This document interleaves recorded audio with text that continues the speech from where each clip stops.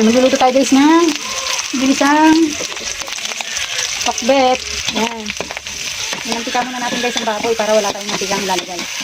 Mantika ng baboy ang ating mantika. Yan. Brown na ang ating baboy. Saka natin nilagay ang bawang sibuyas. Yan. Ito ang ating tanghalian guys. Yan. Kayo guys, ano ang inyong tanghalian? Yan. Lalagay na natin guys ang gulay. Sabay-sabay na natin guys ilalagay ang gulay. Yan. Para isang lambutan lang.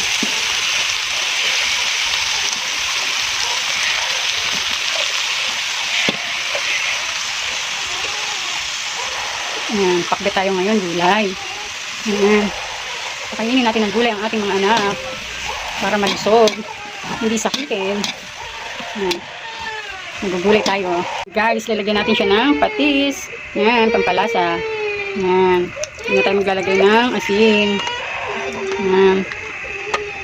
Guys, ang ating lalagay, patis. Ayan. Tayo natin siya guys, kumulo hanggang lumambot ang gulay. Ayan. Ito na ang ating pakbet. Yan. Yan. Kain na tayo. Bye. Thank you for watching.